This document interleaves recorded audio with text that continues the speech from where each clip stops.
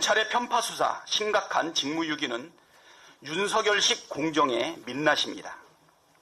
야당에 대해서는 사냥에 나선 호랑이처럼 포악하게 구는 검찰이 유독 김건희 여사 앞에서는 순한 고양이로 변신하는 마법을 부리고 있습니다. 제1야당 대표 관련 사건은 대선 이후 376건이나 압수수색하고 제1야당 대표를 무려 6차례나 소환 조사한 검찰이 김건희 여사는 사실상 방치하고 있습니다. 특히 도이치모터스 주가 조작 사건과 관련해서는 김건희 여사에 대해 단 한 차례의 압수수색도 없었고 강제 수사 소식도 전혀 들리지 않고 있습니다. 김건희 여사의 계좌가 주가 조작에 활용됐다는 법원 판결까지 나왔지만 검찰은 별로 관심이 없는 것처럼 보입니다. 오히려 검찰은 김건희 여사와 관련한 각종 의혹에 면죄부를 남발했습니다. 코바나 콘텐츠 대기업 협찬 의혹도, 삼성전자의 아크로비스타 뇌물성 전세권 설정 의혹도, 도이치 파이낸셜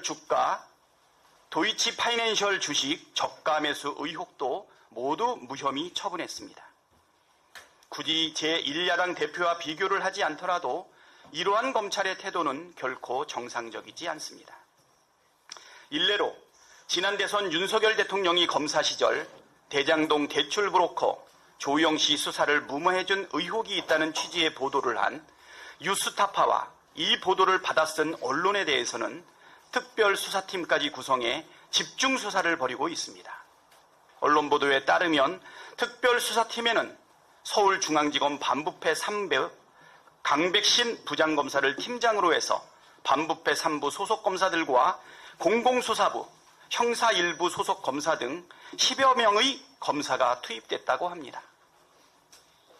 특별수사팀을 구성한 검찰은 언론사와 보도를 한 기자 자택 등에 대한 대대적인 압수수색도 벌였습니다. 국민 여러분, 김건희 여사 사건 수사와 정말 대조적이지 않습니까? 심지어 검찰의 수사 기준도 매우 선택적입니다. 검찰은 뉴스타파 보도에 대해 헌법상 민주주의의 근간인 선거제도를 농단한 중대사건이라고 규정했지만 정작 국힘당이 주도한 이재명 조폭 연루설, 가짜 돈다발 조작 사건의 공범인 장영하 변호사에 대해서는 무혐의 처분했고 김용판 의원에 대해서는 별도의 조치를 취하지 않고 있습니다. 대상에 따라 입장과 태도가 180도 바뀌는 불공정의 끝판왕 아닙니까? 검찰의 김건희 여사 봐주기는 공정과 상식을 파괴하는 명백한 직무유기입니다.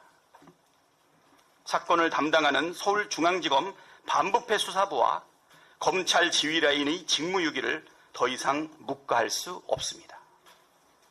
반드시 엄정하게 책임을 묻겠습니다. 이상입니다.